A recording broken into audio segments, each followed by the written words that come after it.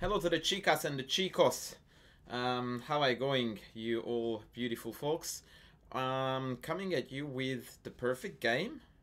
Me? Played it? Really? Who would believe that? Well, let's have a look, shall we? Just played it, analyzed it with a computer, and it looks like 0 inaccuracies, 0 mistakes, 0 blunders. And it wasn't that my opponent didn't show up after e4. It was a Caro-Kann Panov, which is an opening that I have been playing for, I would say, for at least 20 years. So I do remember some of my theory. Remember that technically I have been retired from over-the-board chess for almost a decade too, so the old man is a fair bit rusty. But we are here following opening theory. And I have played a large number of games for this opening theme online. And usually black he plays e6, allowing me, or rather, excuse me, forcing me into this very famous endgame variation, which usually has a very drawish tendency.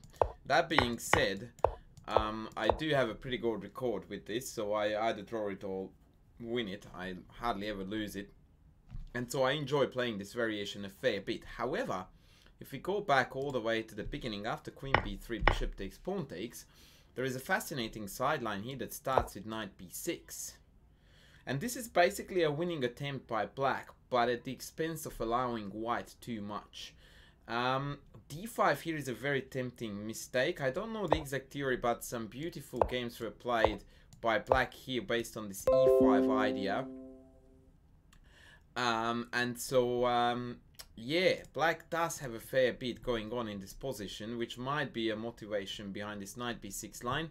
However, I tend to be favoring the usual bishop e3, e6, castles, bishop e7, all this is theory, and d5. So white now eliminates the isolated d-pawn at the expense of trading another pair of pieces and remaining with a very damaged pawn structure on the king side.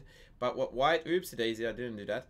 But what white is saying in this position is that my two bishops are going to outpower the black army so hardcore that it's worth the damage and the somewhat ticklish position of the white king.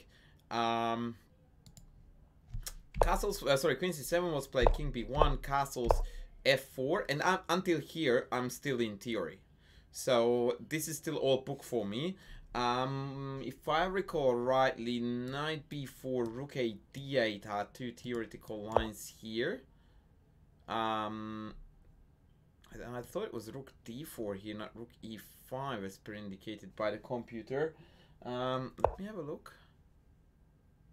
I believe I did have a game like this myself once upon a time, but I can't remember it because I'm old and forgetful these days. Rook d8 is the other possibility here. Now the opponent, he played bishop f6, which basically left me with a no-brainer because f4 was played with the intention of bishop g2, so I did it. And here he plays knight e7.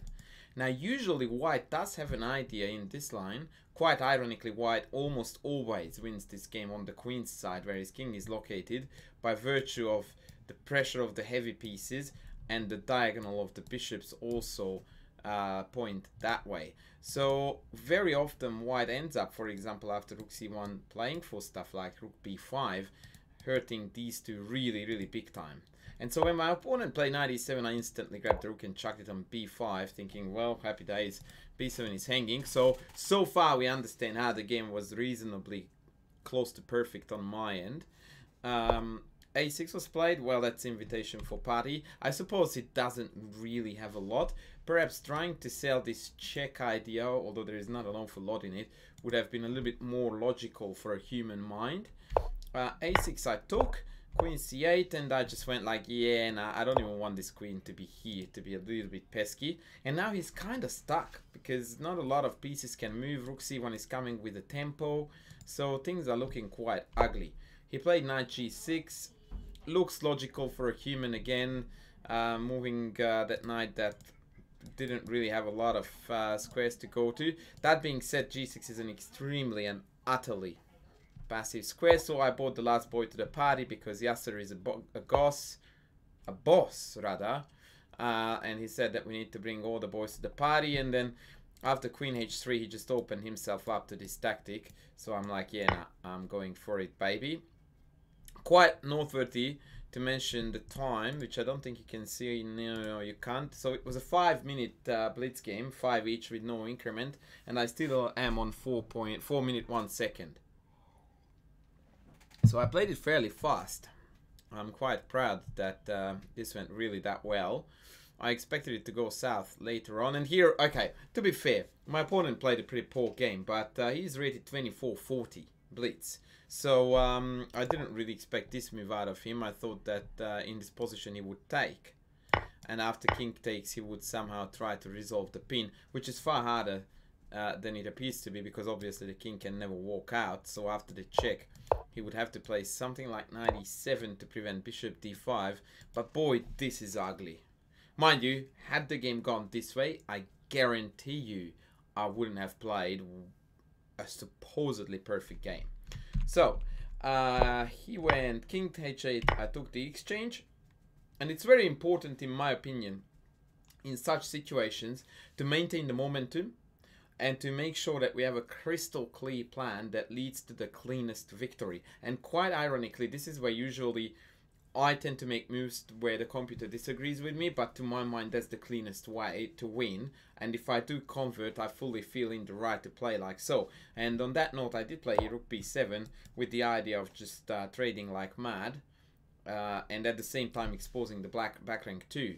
And that was correct, so I traded. And here I thought that the best thing I could do would be to somehow get onto this diagonal, creating a very nasty pin on this knight. And also, because if I have a dark squared bishop, the white squares need some attention, right? Lots of them are just somewhat abandoned. So I played queen c8 with the triple idea of offering a queen trade, attack this pawn, and come to f5. Queen h5 was played, and here the engine wants me to play either a4 or a4. So this is one of the very few occasions when the assessment goes down after my move. You can actually see it on the screen too. Here I have got a few, in fact, where it did go down, but because of this is within the margin, I believe, depending on how much my advantage drops, it's still a-okay. And in fact, after I played the move out, it turned out to be a better choice than a4. Now the reason why I took it was because in my head I wanted to make sure that at least I had one pass pawn, and unfortunately for me I had to take this pawn. I created two, of course, by doing so, but I needed to have one pass pawn so that in case any kind of situation arises where I can simplify the position, for example by giving my rook away for one of the minor pieces and go into an endgame, that would be just a no-brainer. 5 queens on the board.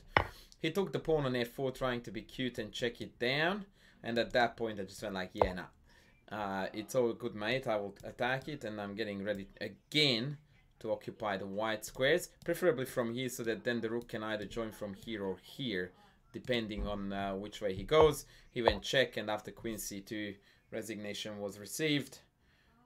I still have more than 3 minutes on the clock, and if we can believe the engine, then we have produced a game that scored 0 inaccuracies, 0 mistakes, 0 blunders, and 15 average centipawn loss. I know that you can't see that. Do I want to show it to you? Or do I want to give you the link? Oopsies. Can't click on my webcam. That's a bit frustrating. Okay, trust me, I did do that. It's 0-0-0. I will put the link below for the game so you can see it for yourself. For funsies, I'm really curious. What was the best performance you have ever done? If you would like to link a game below, I might actually analyze it on the channel. So if you ever come very close to 0 mistakes, 0 blunders, 0 inaccuracies, and I don't care the time control, the shorter the funner actually, but whatever, send me a game. I might chuck it on the channel. As for now, thanks for tuning in. I'll be back with more soon. Thank you. Bye.